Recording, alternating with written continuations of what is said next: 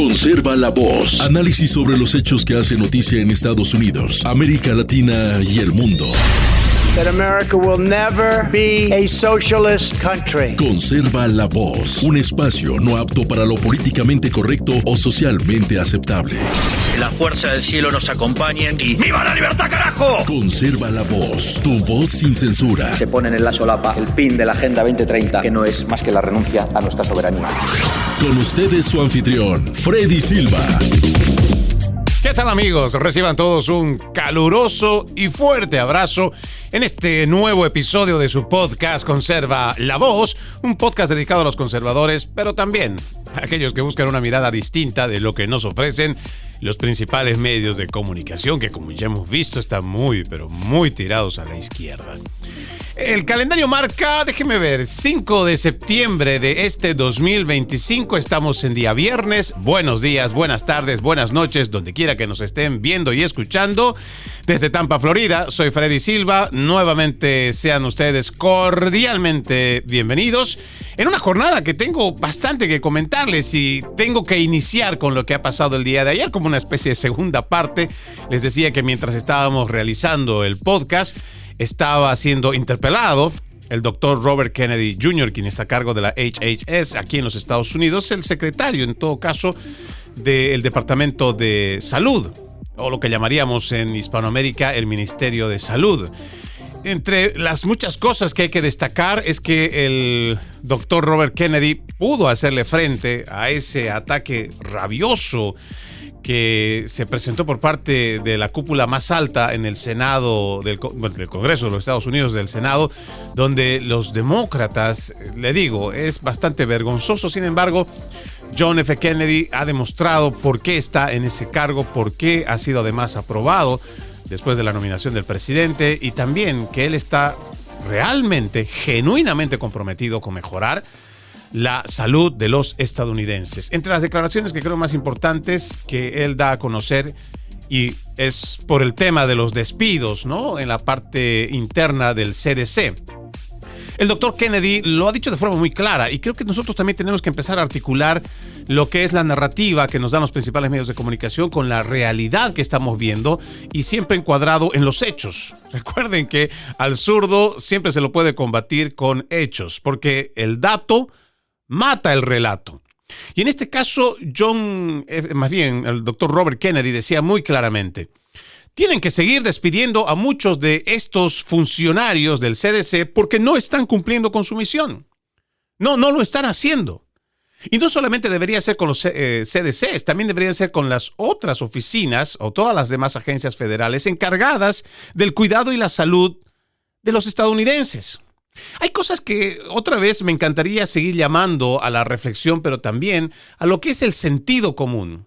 Yo creo que ya a esta altura del siglo XXI, en este 2025, muchos se han podido dar cuenta que existe una élite corporativa sobre todo, que es la que domina, maneja y manda no solo en los Estados Unidos, sino en gran parte de los países del primer mundo.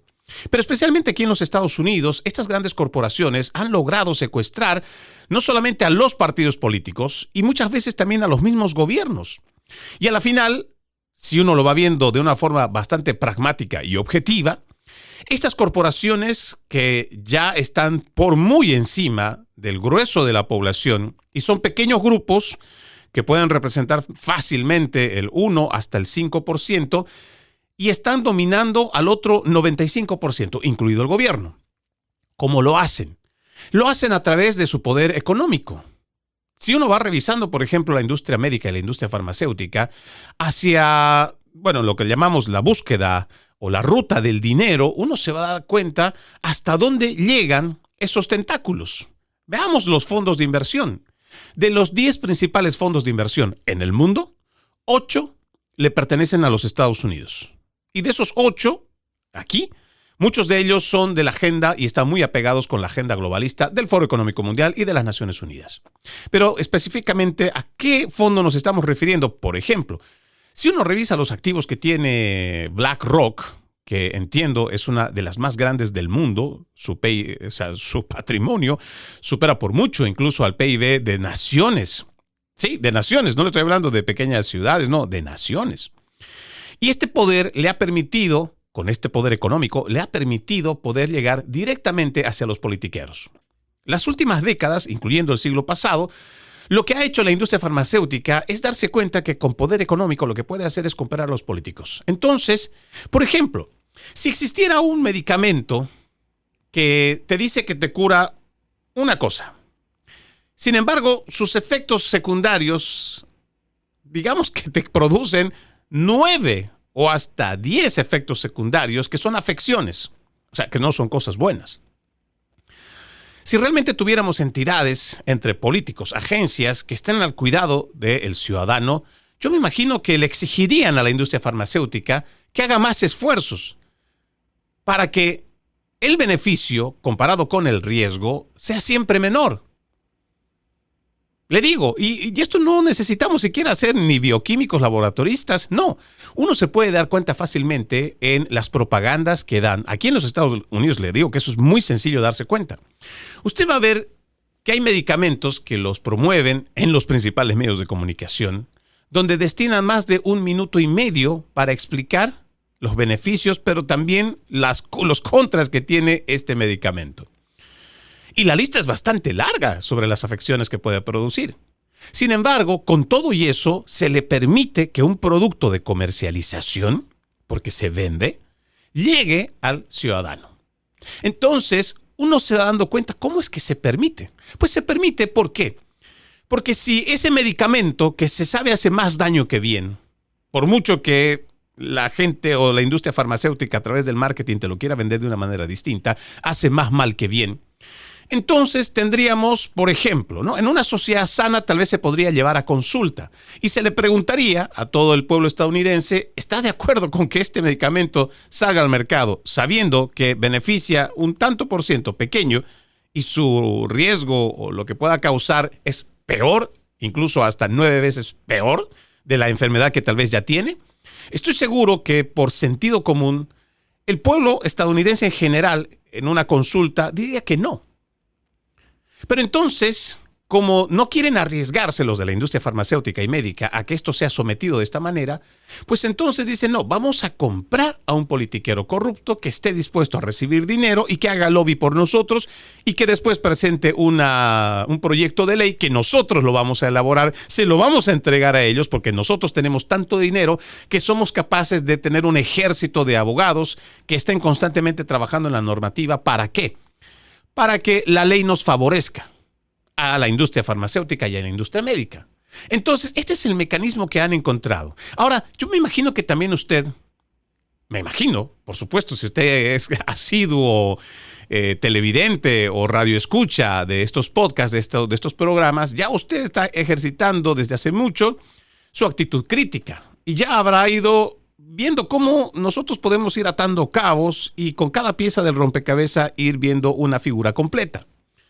Con el pasar de los años yo creo que a esta altura ya es muy claro que estas industrias energéticas que están a la cabeza de las mismas familias de siempre, me refiero a la familia Rockefeller, por ejemplo, sin mencionar las otras, pero desde el siglo pasado han logrado copar la industria médica con todo su dinero. Y también se dieron cuenta que a través de los derivados o los desperdicios del petróleo, entonces se podía hacer una industria. ¿Cuáles son esas industrias las cuales son derivadas del petróleo? Por ejemplo, la industria alimentaria depende casi por completo de pesticidas, herbicidas, cualquier tipo de estos químicos que son derivados del petróleo. Y adicionalmente a ello, también vieron que era posible, a través de estos desechos del petróleo o sus derivados igual, también poder entrar a la industria farmacéutica. Entonces tienes el negocio perfecto.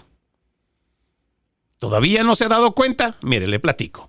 Si usted va revisando estos mismos fondos de inversión y va yendo detrás de la ruta del dinero para ver a qué industrias pertenecen, a qué familias pertenecen, usted fácilmente se va a dar cuenta que casi son de la misma rama. Entonces, tenemos a la industria alimentaria, que a través de los productos de pesticidas, digamos en los alimentos, pero también en los productos, le venden comida modificada, genéticamente modificada, o le están vendiendo producto más no alimento en los supermercados. Todo aquello que usted cuando entre a un supermercado se va a dar cuenta que son productos, no son comida, no son alimento. No lo son, son químicos en su mayoría. Aquello que está en bolsa, aquello que está en caja o está en lata. Por lo general tienen un alto contenido de químicos. Primero para preservarlos. Entonces nada de esto llegaría a ser realmente beneficioso para la salud del ciudadano. ¿Usted cree que no hay un propósito? Yo creo que sí hay un propósito. Un ser humano que está mal alimentado y que de a poquito se va metiendo basura y basura y basura en el cuerpo, entonces tarde que temprano va a enfermar. Lamentablemente algunos llegan incluso hasta el cáncer. Porque si usted se fija, hoy en este siglo XXI, la gente ya no muere como en siglos pasados o en milenios, que antes moríamos por una plaga, por patógenos, virus, bacterias, moríamos por eso. Hoy no. La mayoría de las muertes, sí, que no sean por accidente de carro o porque te caíste en el trabajo y eso derivó en una muerte, no. Muchas de las enfermedades que llevan a la muerte hoy son producidas por una mala alimentación o mala elección de cada ser humano. O sea, son autoinfligidas. Porque nos estamos metiendo basura en vez de comida, basura en vez de alimento, que nos van enfermando todos los días. De a poquito, pero todos los días nos vamos enfermando.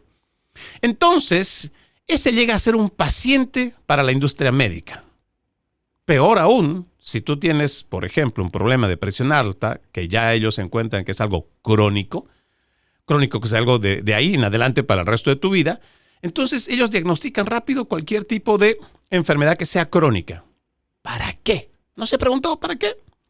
Para que sea siempre un paciente-cliente. O sea, un cliente recurrente que va a ir visitando todo el tiempo a la industria médica.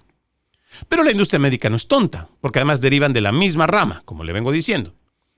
Ellos también tienen que recetar. Ojo, ellos no están ahora entrenados para curar personas, sino para diagnosticar y recetar. Entonces, le recetan medicamentos que puede ser para el resto de su vida. Sí, para el resto de su vida. Entonces ya tienes clientes recurrentes, tanto en la industria médica como en la industria farmacéutica, provocada ¿por cuál? Por la industria alimentaria. Pero ¿cómo se permite todo esto?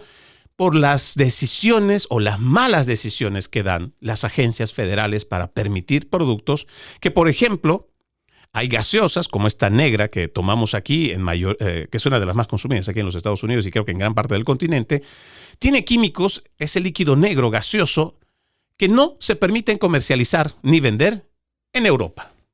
Otro país del primer mundo. Francia, por ejemplo, no lo permite.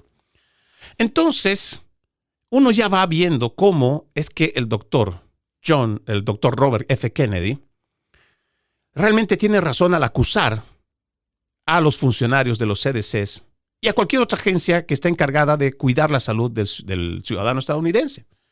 Porque se supone que nosotros no deberíamos permitir que se comercialicen productos que nos hacen daño.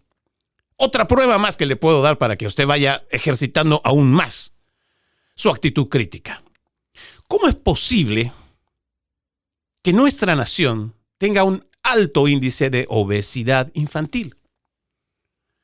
No estamos hablando de que esta persona está con una tos crónica, no estamos hablando que este ser humano esté enfermo por algún patógeno que ha adquirido por un descuido de la madre que lo dejó allá afuera y que se cortó el pie y que le entró alguna bacteria enferma. No.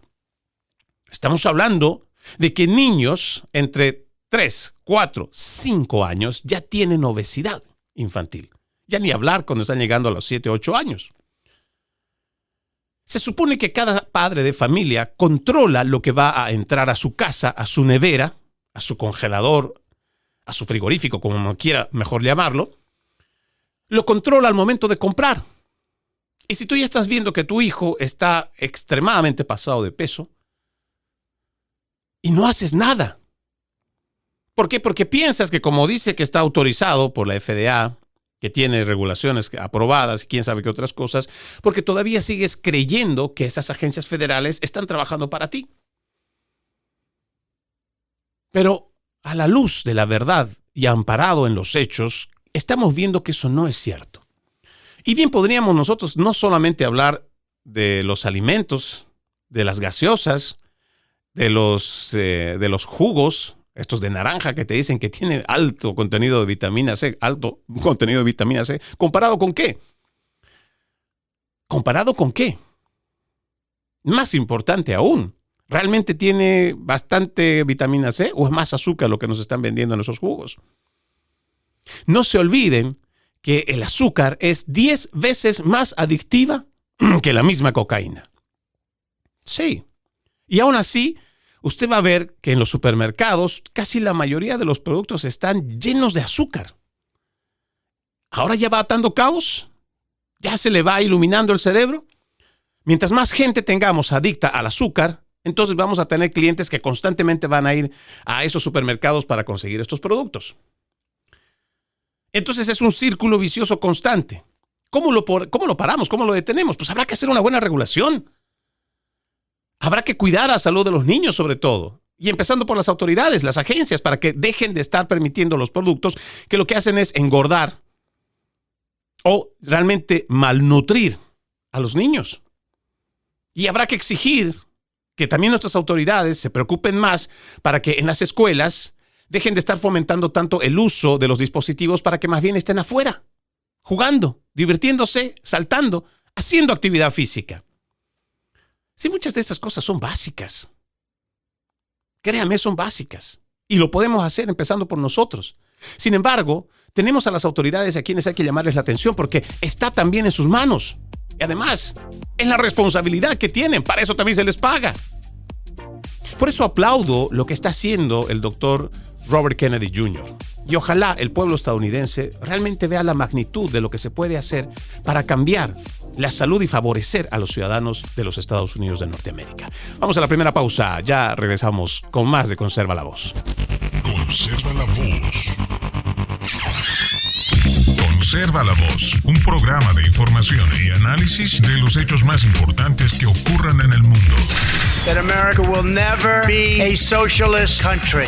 Pero también sé que no es lícito eliminar una vida humana para resolver un problema. Se ponen en la solapa el pin de la Agenda 2030, que no es más que la renuncia a nuestra soberanía. Conserva la Voz. Conserva la Voz. Continuamos con más de nuestra agenda para esta jornada. El calendario otra vez, 5 de septiembre de este 2025.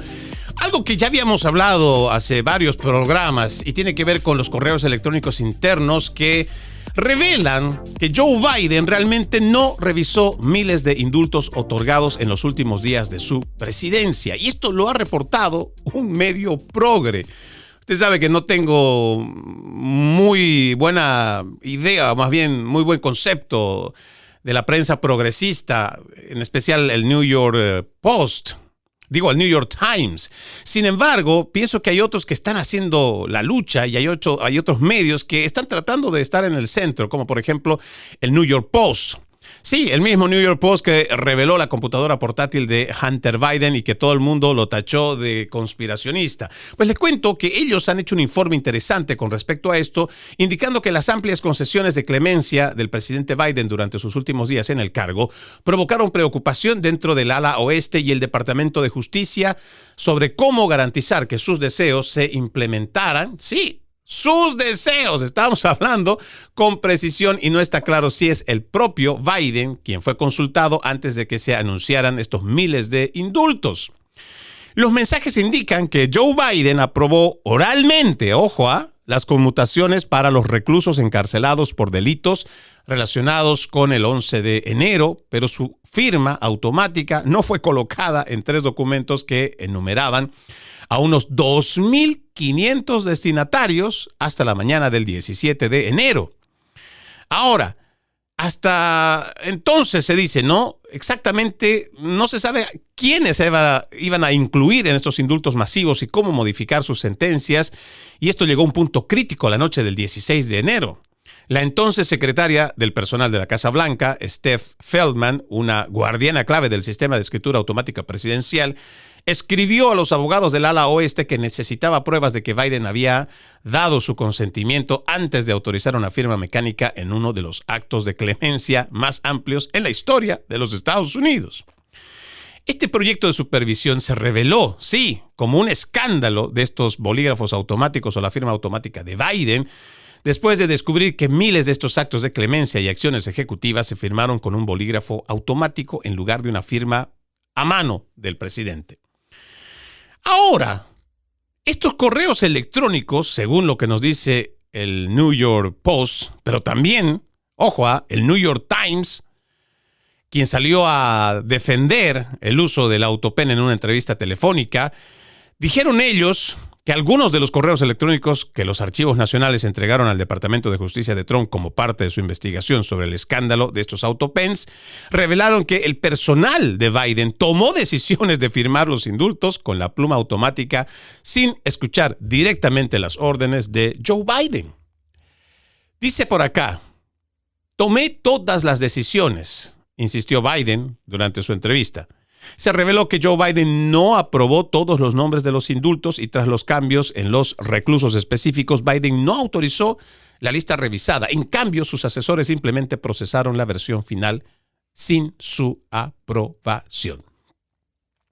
Nosotros esperamos que el comité que está encargado de hacer esta investigación realmente pueda dar con todos los autores intelectuales de los hechos, porque ya basta con toda esta farsa demócrata de estos zurdos de decir que nadie está por encima de la ley. Sin embargo, todos ellos estuvieron por encima de la ley, por encima del presidente. Se tomaron atribuciones. Se sabe que mientras Joe Biden estaba en la playita, tomando solcito, ahí, quién sabe, pensando en su abuelita, ahí estaba ahí descansando en la playa. Sin embargo, se estaban firmando a través de esta firma automática presidencial. ¿Quiénes eran estos sinvergüenzas que estaban ocupando el puesto del presidente? ¿Quiénes son estos a los cuales no eligió el pueblo estadounidense, pero tomaban decisiones? Ojalá que se pueda saber eso. Cambiando de tema, también le cuento que Estados Unidos ha ordenado el despliegue de 10 aviones de combate F-35 en la Isla del Encanto, en Puerto Rico, como parte de su lucha contra los cárteles de la droga. Esto es lo que dijeron las fuentes que por ahora dijeron que son anónimas, pero que son de la administración Trump. Dice que estos aviones de combate reforzarán la presencia militar estadounidense en la región sur del Caribe y van a estar llegando la próxima semana. Los aviones se están desplegando como parte de la promesa del presidente de acabar con las organizaciones narcoterroristas designadas y el ejército ya ha desplegado buques de guerra en la zona en las últimas semanas.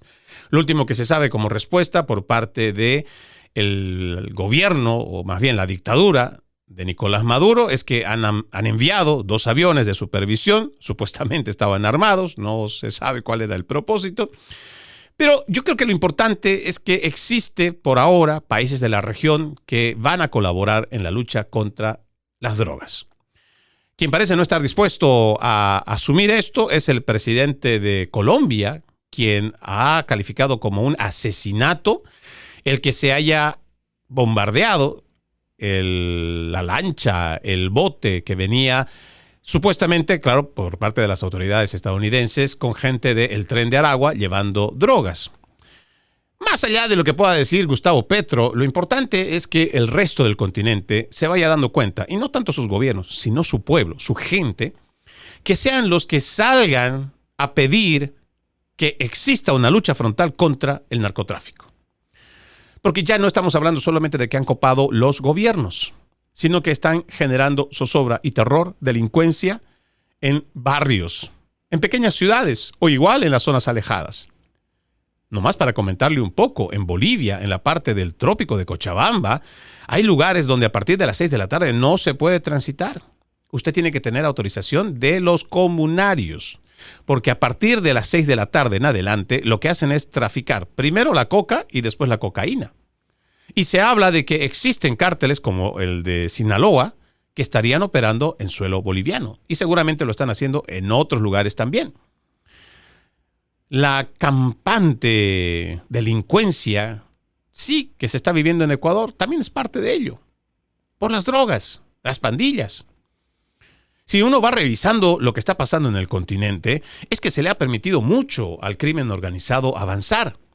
Si revisamos en México, los cárteles están tomando el control de los estados. Vayámonos un poco más para el sur. Aquí tengo un reporte que me parece que es importante también comentarlo. Y es que en Guatemala, tanto las pandillas Barrio 18 y Mara Salvatrucha están intensificando sus enfrentamientos y están desafiando al gobierno por el control de las prisiones. Esto acaba de pasar hace unos días nada más. Y cuando uno va viendo que en Colombia asesinaron a Miguel Uribe, un candidato de derecha, también dispuesto a ir en contra del crimen organizado, pues uno ya más o menos va atando cabos. La delincuencia en gran parte de nuestro continente está financiada por el crimen organizado desde México, desde Venezuela, desde Colombia, donde están operando con toda impunidad el narcotráfico o los narcotraficantes.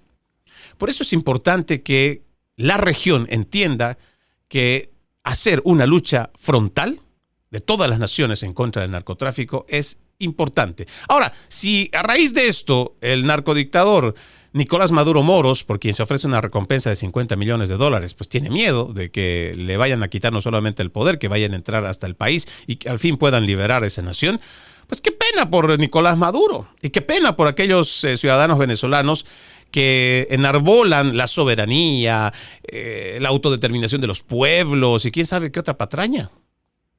¿De qué soberanía estamos hablando en Venezuela? ¿Realmente los ciudadanos venezolanos son soberanos? ¿Será que los dueños de negocios en Venezuela, al momento que entra Hugo Chávez, han sido realmente libres? ¿Soberanos? ¿Han sido y les han dejado trabajar con sus recursos, con su forma y su visión de hacer negocios? ¿Usted cree que eso ha pasado? ¿De qué soberanía estamos hablando?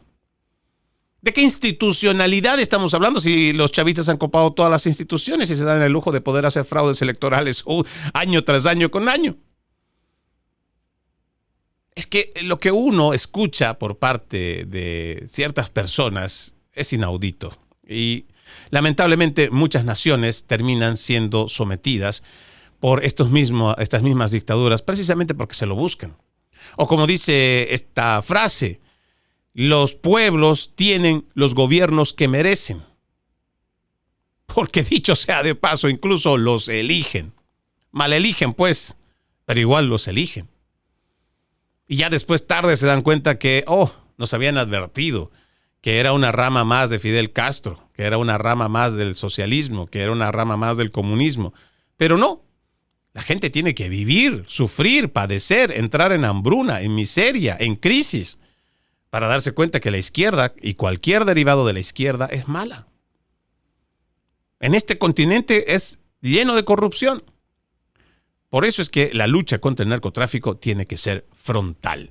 También permítame comentarles, entre otros datos que es importantísimo, es que la Oficina de Inmigración y Control de Aduanas, en esta misma escalada en la guerra contra el narcotráfico, contra los cárteles, ha hecho una incautación récord, un cargamento de precursores químicos de drogas ilícitas desde China, desde la China, con destino a México, y han podido detenerlos y han también convertido sus armas que posiblemente pudieron haber llegado incluso a las calles de los Estados Unidos. Esta incautación récord histórica de precursores aún no eran drogas, pero se convertirían prácticamente en armas de destrucción masiva. Es lo que declaró el director interino de ICE, Todd Lyons. En una entrevista, los interceptamos en alta mar, detuvimos su llegada desde China antes de que llegaran a México. La operación realizada en aguas internacionales fue coordinada por la Oficina de Investigación de Seguridad Nacional y marca un cambio estratégico en la postura de ICE bajo el presidente Donald Trump y la secretaria del Departamento de Seguridad Nacional, Kristi Noem. Lyons describió un enfoque de todo el gobierno que incluye a la DEA, el FBI, la Oficina de Aduanas y Protección Fronteriza e incluso el Departamento de Defensa. Entendemos que esto realmente es una excelente noticia. Yo creo que hay que ser muy zurdo o muy estúpido para no celebrarlo. Hay datos que si usted va encontrando 2019, 2020, 21, 22, 23 que indican que en los Estados Unidos mueren más de 110,000 personas por sobredosis de drogas. Más del 75% es por el fentanilo. Ahora, usted cuando agarra la calculadora, 110,000 personas al año equivalen a 300 o un poco más de 300 personas que mueren por día. Sí, los nuestros. Aquí, en suelo estadounidense. Olvídese de que sean ciudadanos, residentes o inmigrantes indocumentados. En general, 300 personas, ni las guerras cobran tanto. 300 personas que mueran por día por sobredosis de droga. Tiene que haber una acción frontal. Por eso es que este presidente está decidido a ir hasta las aguas internacionales, ir hasta las aguas, ojalá entrar hasta Venezuela para destruir por completo al cártel de los soles, y se encuentra cualquier otro cártel, pues a destruirlo igual. Pero empezar a acabar a esas fuentes de donde viene todo el narcotráfico. Y si toca entrar por estos criminales de los cárteles mexicanos, pues también habrá que hacerlo. Tristemente, Claudia Sheinbaum, que se ha vuelto una socia y aliada de los cárteles, pues parece que está totalmente decidida a no permitirlo. Sin embargo, me parece que es importante esta otra información que dice que el cártel del Golfo, solo para que usted tenga una idea, el cártel del Golfo ha paralizado una ciudad fronteriza mexicana tras un feroz tiroteo. Se trata de la ciudad de Matamoros, en Tamaulipas. Tras una serie de ataques contra una funcionaria municipal y sus 2 hijos, quienes resultaron con diversas lesiones, las fuerzas militares mexicanas no acudieron al enfrentamiento para ayudar a las autoridades estatales en la lucha contra el cártel del Golfo. Dicho sea de paso, este cártel es uno de los 6 cárteles de la droga mexicanos catalogados como organizaciones terroristas por la administración del presidente Trump. Estos ataques ocurrieron la tarde del miércoles en Matamoros, cuando Nancy Galarza Coelho, jefa de protección civil de la ciudad, conducía su camioneta con sus 2 hijos adentro. Al menos 2 vehículos con hombres armados intentaron interceptarla y comenzaron a disparar. Galarza y sus 2 hijos sufrieron múltiples lesiones durante el ataque e intentaron buscar ayuda. La Policía Estatal de Tamaulipas y agentes de la Procuraduría General de Justicia del Estado acudieron al lugar y comenzaron a enfrentarse con los pistoleros. Sin embargo, los militares, los cuales se supone que el comandante en jefe es el presidente, o en este caso la presidente, no hizo acción para poder defender a esta autoridad. ¿Qué pasó? El pueblo en general tuvo que hacer una pausa entera. Sí, toda esta región. Porque no sabían hasta qué punto iban a organizarse y en cuántas cuadras a la redonda o kilómetros a la redonda iban a actuar. Hasta ese punto han sometido a las ciudades en la zozobra, en la incertidumbre, en la inseguridad. No queremos eso para el resto de Hispanoamérica. Ojalá otra vez las naciones, sus pueblos, aquellos que más allá de lo que puedan entender en una filosofía política de izquierda, centro o derecha, tienen que pensar por su seguridad, la de sus familias. Si el crimen es el que está campeando y es el que con dinero se está moviendo de las drogas, pues habrá que detener su ingreso. Y habrá que acabar de alguna manera con el narcotráfico y sus operadores. Y que sea por el bien de Hispanoamérica en general. Vamos a la última pausa en Conserva la Voz. Ya regresamos con más. Conserva la Voz. Conserva la Voz, un programa de información y análisis de los hechos más importantes que ocurran en el mundo. That America will never be a socialist country. Pero también sé que no es lícito eliminar una vida humana para resolver un problema. Se ponen en la solapa el PIN de la Agenda 2030, que no es más que la renuncia a nuestra soberanía. Conserva la Voz. Conserva la Voz. Continuamos con más de su podcast Conserva la Voz. Recuerde que usted nos puede encontrar en las redes sociales como Freddy Silva Ayala, o igual como Freddy Silva 80 en Instagram. En esta red YouTube como Freddy Silva TV, con mucho gusto atiendo sus mensajes, sus saludos, o de igual manera si tiene una inquietud o consulta con algún tema que abordamos, aquí le compartimos la información. Y si no está de acuerdo con un tema que abordamos, también estamos abiertos al intercambio de ideas. Déjenme contarles este dato interesante. Un funcionario del Partido Demócrata, ¿sí? Demócrata, pero esta vez en Corea del Sur, dijo Si reunimos a todos los votantes de la oposición y los enterramos en un día, la democracia avanzará. ¿Qué le parece? Un representante, un alto funcionario del Partido Demócrata, un ex abogado que ahora dirige una institución educativa y además de capacitación del partido. Este sujeto es el que terminó diciendo que deberían enterrar a todos los de la derecha. Bueno, a los conservadores igual que a los republicanos. Este sujeto, dice, ¿no? También criticó a la región de Yeongon, Daegu-san, esto es allá en Corea, el tradicional bastión conservador de Corea del Sur y su hogar de un fuerte apoyo a los partidarios, y al presidente Yoon Suk Yeol, afirmando que sus residentes carecen de reflexión y no pueden discernir entre el bien y el mal. ¿Por qué lo traigo a colación a este Choi Kang-wook, que es el nombre de este director del Instituto de Educación e Formación del Partido Demócrata de Corea del Sur? Porque estas noticias de lo que dice este sujeto, uno podrá decir, pero es que no lo ha dicho de forma literal, no está diciendo que vamos a matar. ¿Qué le viene a la cabeza cuando alguien le dice que necesitamos enterrar a toda la oposición? ¿Un juego? El problema que quiero resaltar en este aspecto es que cuando la prensa progresista, que es aliada del Partido Demócrata, que es aliada de los socialistas o de la Internacional Socialista, cuando gente como esta, que es un ultra izquierdista radical, por sus palabras, porque está pidiendo la muerte, no es visto de esta manera. Y usted va a revisar cómo la prensa, solo cuando se trata de personas que son de la derecha o conservadores, utiliza los adjetivos de ultra conservador, de la extrema derecha. Pero cuando se trata de los actos vandálicos que hacen o de las afirmaciones de violencia, de odio que hace la izquierda, esto no es mencionado de la misma manera. Es más, es abordado hasta con empatía. Sí.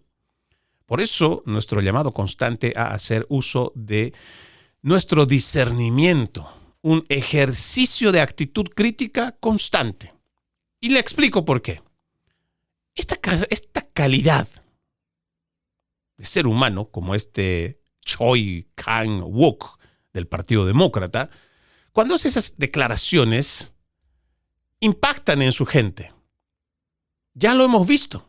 El Partido Demócrata, que hace llamados, por ejemplo, aquí en los Estados Unidos para que puedan enfrentar a los agentes de ICE, a los agentes de la policía, igual que a de los alguaciles, en estas redadas de ICE, pues la gente va, le tira piedras, los escupe, les insulta, les disparan. ¿Tiene impacto? Pues claro que tiene impacto. Hasta hace unas semanas nada más, miren, ¿no? Este es un artículo que le voy a mostrar de la BBC y cómo es que ellos titulan, para que usted se vaya dando cuenta quiénes son los verdaderos radicales y los mercenarios de la comunicación. Mire que la BBC de Londres, que también es otra entidad progresista, titula: el partido ultraderechista AfD de Alemania sufre una serie de muertes de candidatos antes de las elecciones locales. ¿Qué le parece?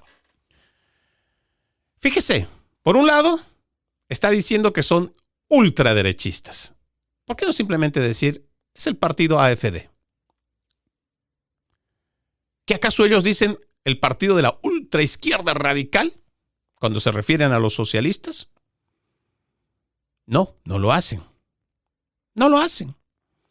Pero este titular ya nos muestra el tipo de calaña que son los medios progresistas. Puede ser BBC de Londres. Puede ser cualquier otra de las que consideramos, en el periodismo, que es una de las grandes cadenas de los monstruos. Sí, pero está lleno de progresistas que no hacen un trabajo de periodismo. Lo que quieren es hacer titulares rimbombantes, amarillistas para captar la atención, pero también llevar adelante su narrativa de izquierda. Tan fácil como decir el partido AfD de Alemania sufrió, no es que sufrió una serie de muertes. Asesinaron a sus candidatos, que es distinto. Porque estos candidatos de la derecha alemana. No es que estaban conduciendo y vino un vehículo y que fortuitamente atropelló o se golpeó, o es que estaba saliendo de la ducha y se golpeó la cabeza y no despertó más. No murieron. O sea, siendo y utilizando las palabras adecuadas, fueron asesinados. Pero tenemos a estos medios de comunicación que les lavan la imagen a los de la izquierda. Ahora, les decía que este sujeto de Corea del Norte, del Partido Demócrata, hace un llamado para enterrar a la gente. ¿Esto repercute? Por supuesto que repercute. Y ojo, no estoy diciendo que lo de Corea del Norte tenga que ver con lo de Alemania o con lo de Estados Unidos. No, es el mensaje de cómo se lleva para que después estos personajes libremente sí pueden explicar y pueden decir estas cosas en la prensa progresista. ¿Cómo afecta? Aquí tenemos, dice, hasta 6 candidatos del partido ultraderechista, según la BBC de AfD, murieron en las últimas semanas antes de las elecciones locales en el gran estado occidental de Renania del Norte-Westfalia. La policía ha dejado claro que no hay evidencia de un crimen en las muertes, pero eso significa que será necesario imprimir nuevas papeletas y algunos votantes por correo tendrán que volver a emitir el suyo. O sea, para esta gente, en su segundo párrafo, quien quiera que haya escrito, déjeme ver aquí, ¿quién ha escrito? Paul Kirby, que es editor de Europa, dice. Para este sujeto es más importante decir que, como los han matado, pues ahora lo que la gente tendrá que hacer es volver a votar. ¿Qué le parece? En vez de ahondar y además decir claramente, son personas que estaban corriendo por un cargo público. Si usted me dijera que fue uno, podríamos decir que tal vez no está vinculado, no está relacionado y no hay una persecución, un ataque en contra de los políticos de la derecha. Todavía si fueran 2 podríamos hasta dudar, pero 6. ¿6 políticos del mismo partido antes de las elecciones? Por favor. Por favor, hasta hay un poco de sentido común para utilizarlo. Pero estas son las cosas que si nosotros no despertamos, entonces nosotros nos vamos a comer los cuentos de la izquierda. Por un lado, ellos son los que promueven la división. Primero la desinformación, como ya lo hemos visto, pero también el odio, la confrontación. El resentimiento es lo peor que se fomenta a través del socialismo. Ese resentimiento es el que termina llevando a acciones radicales. Y eso es lo que no queremos. Ni aquí ni en ninguna parte del mundo. Quiero cambiar de tema. Y es que el desfile militar de esta semana, el miércoles pasado, en Pekín, está despertando una cierta preocupación. Aquí en los Estados Unidos, pero también me imagino en el resto del mundo. Este es un artículo que solamente se lo voy a leer el primero o segundo párrafo. Dice, el 3 de septiembre de 2025, China organizó el mayor desfile militar de su historia para conmemorar el 80 aniversario de la rendición de Japón en la Segunda Guerra Mundial. Lejos de ser una simple conmemoración, el evento fue una calculada demostración de poder. Pekín aprovechó la ocasión para exhibir sus crecientes capacidades militares y posicionarse como el líder de un orden rival del sistema liderado por los Estados Unidos. Tan significativo como las armas exhibidas fue el proceso de construcción de coalición que rodeó el desfile. Un desfile que tuvo lugar inmediatamente después de la mayor cumbre de Organización de Cooperación de Shanghái en la historia, celebrada en Tianjin el 31 de agosto al 1 de septiembre, donde Xi Jinping recibió a más de 20 líderes mundiales. Entre ellos, yo creo que está lo más destacado, el presidente de Rusia, Vladimir Putin, Xi Jinping con Kim Jong-un, el presidente de Corea del Norte. Y me detengo ahí. Este es un eje interesante, el cual no puede simplemente ser ignorado. Si nosotros hacemos un análisis geopolítico, entenderemos que, por ejemplo, tanto China como Rusia están invirtiendo cientos de millones de dólares, creo que en más de una década, me atrevo a decir incluso miles de millones de dólares, en ejercicios militares conjuntos, una vez al año y cada año. Ahora se le ha sumado Corea del Norte, que ha sido un socio comercial por décadas del Partido Comunista Chino. ¿Esto tiene que despertar la atención? Pues sí, porque ya hay un eje que no necesariamente es un eje del bien, que por un lado tiene a Rusia con una capacidad nuclear extraordinaria, Tenemos a China con uno de los ejércitos más grandes del mundo y preparados, y ahora demostrando toda esa capacidad militar, y una Corea del Norte que no va a temblarle la mano al momento de lanzar cohetes nucleares como lo haría Rusia. Este es un sector que nos parece es realmente álgido. Si usted pensaba que el tema del Medio Oriente era complicado, este puede resultar mucho peor, porque ya se está hablando de la hegemonía militar que va a llevar consecuentemente a una hegemonía económica en caso de desatarse un conflicto. Si teníamos temor durante la Guerra Fría de una tercera guerra mundial, esta es la verdadera amenaza que hoy cierne a esa región. ¿Hasta qué punto podría eso perjudicar o afectar? Pues le cuento. Mire que el presidente de Rusia, Vladimir Putin, ha dicho hoy que cualquier tropa extranjera desplegada en Ucrania antes de que se firme un acuerdo de paz será considerada objetivo legítimo por las fuerzas de Moscú. Si aparecen tropas allí, especialmente ahora que hay combates en curso, suponemos que serán objetivos legítimos. Esto lo dijo durante un panel en el Foro Económico Oriental en la ciudad de Vladivostok, en el extremo oriental de Rusia. ¿Y a qué responde Vladimir Putin al hablar de esto? A que es el presidente de Francia, el señor Emmanuel Macron, que ha afirmado que 26 países están dispuestos a enviar tropas a Ucrania como una fuerza de seguridad. Sí, aquí ya podemos ver los rostros de los belicistas. Este Emmanuel Macron dijo que los aliados de Ucrania se han comprometido a desplegar tropas como una fuerza de tranquilidad para el país devastado por la guerra una vez que terminen los combates en el conflicto con Rusia. Ojo, por mucho que hoy salga a decir Emmanuel Macron que va a ser una vez que terminen los combates, esto de todos modos ya se están adelantando porque el envío de tropas de países de la OTAN ya es desde antes. Tal vez no están directamente en suelo ruso, pero están en los bordes, están en las fronteras y ya son una amenaza para Rusia. Una Rusia que se supone ha llegado hasta Estados Unidos para ver cómo se puede iniciar un proceso de paz, donde se ha buscado el diálogo entre Volodymyr Zelensky de Ucrania con Vladimir Putin y sin embargo todavía se siguen atacando, se siguen bombardeando. Esta visita que hace Vladimir Putin a Rusia, a China, en su 80 aniversario, parece que le hubiera dado la tranquilidad y la seguridad de que ahora puede imponer sus condiciones en un caso de acuerdo de paz.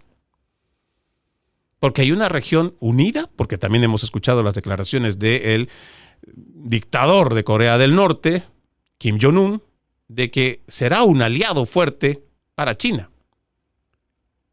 Y si China es aliada militar de Rusia, créanme, están hablando por los tres. Si queremos la paz a nivel mundial, tendremos que hacer un esfuerzo mucho más grande y tendremos también que identificar a los belicistas que lo único que quieren es exacerbar los ánimos para ver si llegamos o no en esta década a una tercera guerra mundial que creo que consecuentemente, y creo que con mucha certeza podría decirlo, será una guerra nuclear. Si usted es un pacifista, un humanista, estoy seguro que independientemente de cuál sea su filosofía política, izquierda o de derecha, pensará igual que yo. Las guerras hay que evitarlas, porque son personas inocentes las que mueren en ellas, y no necesariamente un país gana, sino que los pueblos pierden. Soy Freddy Silva. Gracias por haberme permitido acompañarles en este episodio. Buenos días, buenas tardes, buenas noches, donde quiera que nos hayan escuchado. Y como siempre, antes de irme, un extracto de la palabra. No los abandonaré como a huérfanos, vendré por ustedes. Juan capítulo 14, versículo 18. Tengan un bendecido fin de semana, que Dios siempre me los cuide. No se olviden, estemos haciendo siempre el bien, busquemos siempre la paz. Pero más importante aún, ejercitemos la decencia, que nada nos cuesta. Permiso.